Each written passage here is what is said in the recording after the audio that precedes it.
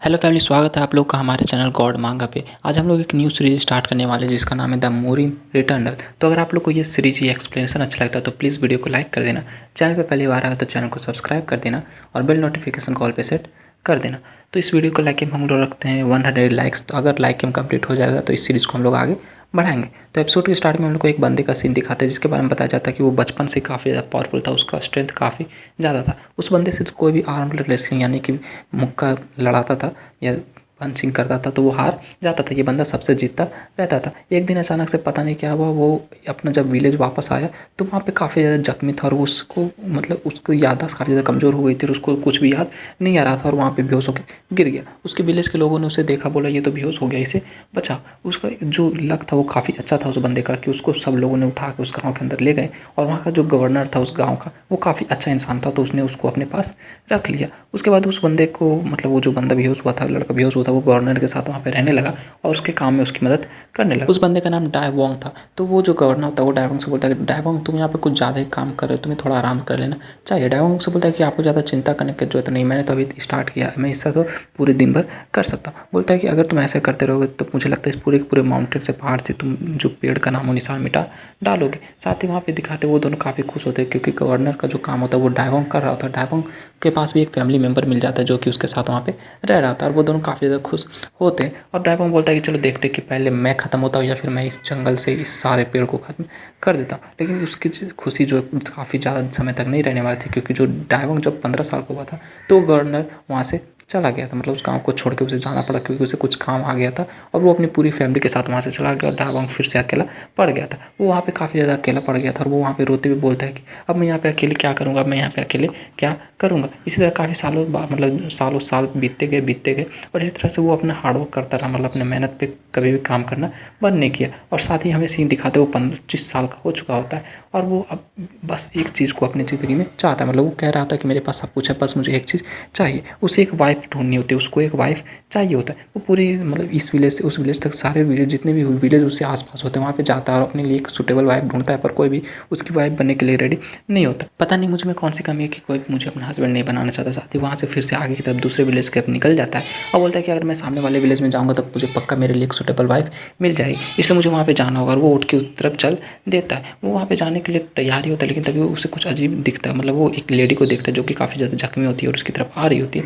वो उसको देखता है तो वो जो लेडी होती है काफ़ी ज़्यादा ब्यूटीफुल होती है, जिसको देखने के बाद उसका चेहरा होता है पूरा खिल जाता है। वो काफ़ी कि एक जगह फ्रीज हो जाता है और वो कुछ भी नहीं कर पाता। वो जो लेडी होती है वो डायवोंग का जो विलेज होता है वहाँ पे चली जाती है और चूंकि उसके पास एक तलवार होता है और वो बेहोशी की हालत में होती है, काफ़ी ज़्यादा जख्मी होती है, इसलिए कोई भी लोग उसकी मदद करने के लिए आगे नहीं बढ़ते क्योंकि सबको लगता है ये म्यूजियम से आई हुई बंदी है और ये काफ़ी ज़्यादा डरावनी या फिर खतरनाक हो सकती है, इसलिए सब उससे दूर हट रहे होते हैं। लेकिन यहाँ पे हमारा जो डायवोंग होता है वो आगे बढ़ता है और उस लड़की को पास जाकर बोलता है कि प्लीज़ तुम मेरी वाइफ बन जाओ। ये बात सुनने के बाद वहाँ जितने भी लोग होते हैं काफ़ी ज़्यादा शौक हो जाता है, वो लड़की भी काफ़ी ज़्यादा शौक हो जाती है। डायवोंग जो है वो इस लड़की के प्यार में पहले ही कि फर्स्ट लव हो गया होता है और उसने उस लड़की को अपने वाइफ बनने के लिए प्रपोज कर दिया होता है। लेकिन वो लड़की को इस बंदे में कुछ भी ऐसा खास दिखा नहीं तो उसने वहाँ पे सीधा उसको ना कर दिया। ये देखने के बाद, ये सुनने के बाद डायवोंग काफ़ी ज़्यादा शौक बोलता है क्या आखिर तुमने मुझे मना क्यों कर दिया। उस लड़की का नाम जिनजिन होता है। तो जिनजिन जो थी वो डायवोंग से बोलती है कि मैं म्यूजियम से आई हूँ और मैं अपनी पूरी ज़िंदगी सिंगल ही बिताना चाहती हूँ क्योंकि मुझे सिंगल जीना पसंद है, इसलिए मैं तुम्हें एक्सेप्ट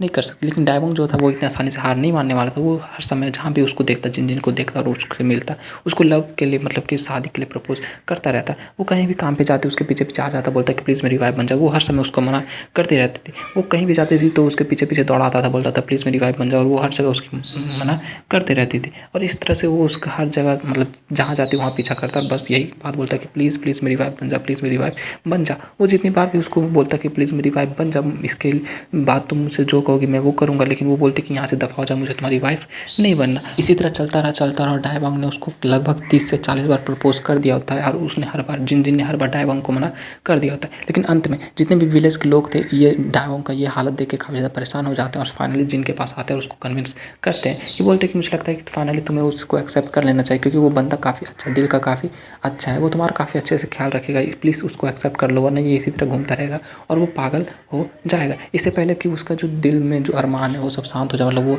एक पत्थर दिल बन जाए, प्लीज़ उसको एक्सेप्ट कर लो। उन सब की बातें सुनने के बाद फाइनली जिन भी मान जाती है। नेक्स्ट टाइम में डायमंड का दिखाते हैं जो कि एक पेड़ के पास लगा हुआ होता है और बोलता है कि मुझे लगता है कि मैं बिल्कुल ही बहुत बड़ा कचरा हूँ, एक कचरे का ढेर हूँ जिसको कोई भी एक्सेप्ट नहीं करना चाहता। अगर इसी तरह चलता रहा तो मैं बस पेड़ को काटता रहूँगा और इसी तरह आगे चल के बूढ़ा होकर मर जाऊँगा। मेरे साथ कोई भी शादी नहीं करने वाली, मेरी कोई भी वाइफ नहीं होने वाली। लेकिन तभी यहाँ पे जिन आती है, बोलती है कि तुमने मुझे 119 बार प्रपोज किया है। बोलता है कि जिन तुम यहाँ पे क्या कर रही हो, तुम यहाँ पे क्या कर रही हो। बोलती है कि मुझे लगता है कि तुमने मुझे 119 बार प्रपोज किया है, क्यों ना तुम एक बार और मुझे प्रपोज करके ट्राई कर लो, तो फाइनली तुम्हारा 120 टाइम प्रपोजल का जो मिशन है वो कंप्लीट हो सकता है।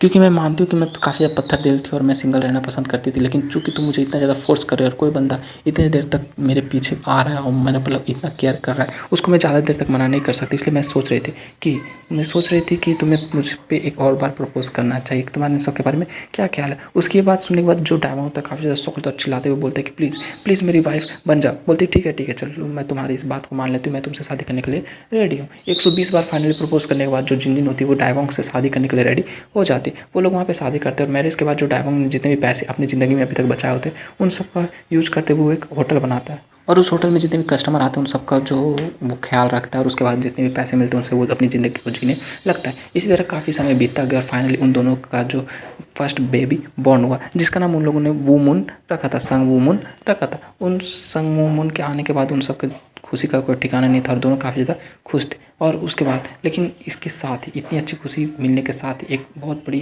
दुर्घटना भी उन सबके साथ हो गई कि जिन का जो बॉडी था वो काफ़ी ज़्यादा कमज़ोर पड़ गया था, वो काफ़ी ज़्यादा कमज़ोर हो गई थी और उसकी जो तबीयत भी थी काफ़ी ज़्यादा ख़राब होने लगती थी। लेकिन इसी तरह आगे समय चलता रहा और फाइनली उन्हें एक सेकेंड बेबी हो गया जिसका नाम संग वोकांग था। और सेकंड बेबी को जन्म देने के बाद जो जिन थी उसकी हालत इतनी ज़्यादा ख़राब हो चुकी थी कि वो अपने बेड से भी ऊपर नहीं उठ पा रही थी और अपने बेड पे ही पड़ी रहती थी। वो अब बाहर फ्रेश एयर लेने के लिए भी नहीं जा पाती थी और ये हालत देखने के बाद अब डायवांग को अपने जितने भी मनी उसको उस होटल या फिर जितने भी पेड़ कटिंग से होते थे उन सारे के सारे पैसे को अपनी वाइफ जिन के ऊपर लुटाना पड़ता था, मतलब खर्च करना पड़ता था, क्योंकि उसका मेडिकल खर्च काफ़ी ज़्यादा था। और ये सब के उनकी ज़िंदगी काफ़ी ज़्यादा मतलब कि नॉर्मल चल रही थी और उनकी हालत काफ़ी ज़्यादा ख़राब होने लगी थी। जिन उसे बोलती कि प्लीज़ मुझे माफ़ कर देना, मेरी वजह से तुम्हारे जितने भी सेविंग्स थे वो सब खत्म होते जा रहे हैं और मुझे नहीं लगता कि मैं यहाँ पे बचने वाली हूँ कि तो तुम मेरे ऊपर इतना पैसा खर्च क्यों कर रहे हो, तुम्हें अपने पैसे को सेव करना चाहिए। बोलते हैं कि नहीं ऐसी कोई भी ज़रूरत नहीं, कोई भी ऐसा मर्द नहीं चाहेगा कि उसकी बीवी बिना मेडिकल के मर जाए, क्योंकि मैं यहाँ पे जिंदा हूँ तो मैं तुम्हारे सारे मेडिकल बिल्स को भर सकता हूँ। इसलिए तुम्हें अपने हेल्थ पे ध्यान देना चाहिए, ना कि इस पे कि कितने पैसे खर्च हो रहे हैं। क्या तुम्हें मेरी बात समझ में आ गई। बोलती थैंक यू, अगर मैंने तुम्हें एक्सेप्ट नहीं किया था तो पता नहीं मेरे साथ आज क्या होता। फाइनली मुझे ये बात का काफ़ी खुशी है कि मैंने तुम जैसे बंदे को एक्सेप्ट किया। ये बात सुनने के बाद दोनों बंदे काफ़ी ज़्यादा इमोशनल हो जाते हैं और थोड़ी देर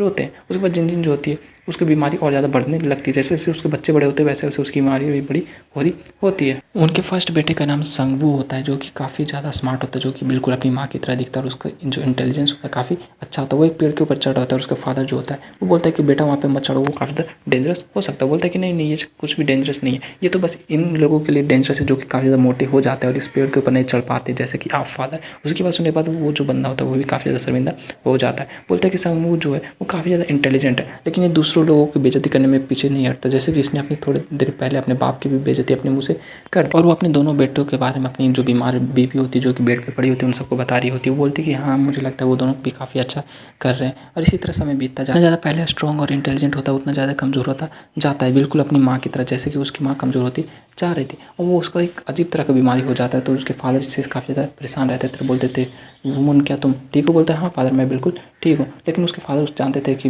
इसके बेटे के अंदर कुछ ना कुछ बीमारी चल रही है जिसकी वजह से ये दिन ब दिन और ज़्यादा कमज़ोर होता जा रहा है और उसको इस बारे में कुछ भी नहीं पता था कि आखिर ये बीमारी है क्या। इसलिए वो इस सबको इग्नोर करके सोच रहा था कि प्लीज़ पहले के जैसा कुछ ठीक हो जाए। वहीं पे उसका दूसरा बेटा जिसका नाम संग वूकैंग होता है वो काफ़ी ज़्यादा पावरफुल होता है और वो अपने ब्रदर का बिल्कुल अपोजिट होता है। उसके अंदर कोई भी ऐसा गुड क्वालिटी नहीं होता, बस उसके अंदर पावर होती है। यानी कि जो सेकंड बेटा होता है वो अपने बाप के ऊपर गया होता है और वो अकेले 3 से 4 बच्चों को जो कि उससे उम्र में भी काफ़ी ज़्यादा बड़े होते हैं उन सबको पीट सकता है, इसलिए वो काफ़ी ज़्यादा स्ट्रॉन्ग कहा जा सकता है। इसी तरह समय बीतता गया और जो वो वुमन था वो 10 साल का हो जाता है और वूकैंग जो था वो 7 साल का हो जाता है। फाइनली वहाँ पे कुछ ऐसे लोग आते हैं, मतलब कि मुरी के बंदे आते हैं जिनको वो दोनों लड़के काफ़ी ज़्यादा पसंद आते हैं और वो लोग बोलते हैं कि ये दोनों बच्चे जो आगे चल काफ़ी स्ट्रॉन्ग मार्शल आर्टिस्ट बन सकते हैं, इसलिए हम लोग इन सबको अपने साथ ले जाएंगे। और ये दोनों बच्चों की बॉडी काफ़ी ज़्यादा स्ट्रॉन्ग है, इसलिए अगर ये वहाँ पे जाएंगे और वहाँ पे ट्रेनिंग करेंगे तो ये फ्यूचर में मार्शल आर्टिस्ट ग्रुप को ज्वाइन कर सकते हैं और काफ़ी ज़्यादा स्ट्रॉन्ग बन सकते हैं।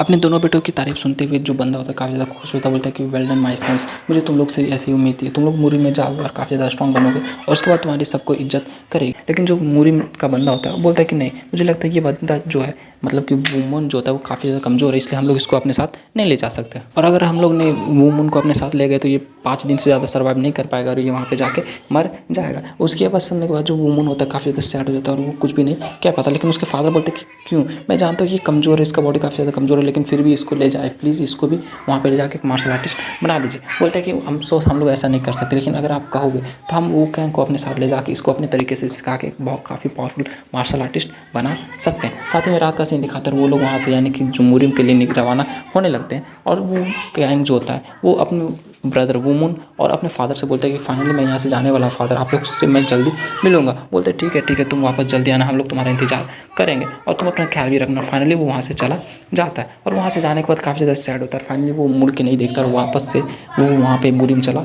जाता है। और इसी के साथ जो ये फर्स्ट एपिसोड होता है ये पे एंड हो जाता है। तो इसी के साथ ये एपिसोड जो था ये पे एंड हो जाता है। तो अगर आप लोग को मेरा एक्सप्लेनेशन अच्छा लगा तो वीडियो को लाइक कर देना, चैनल पे पहली बार आया तो चैनल को सब्सक्राइब कर देना। और ये हमारे डे 1 का सेकंड वीडियो था। तो अगर मिलते हैं नेक्स्ट वीडियो के साथ, तब तक के लिए bye bye, stay happy, spread love.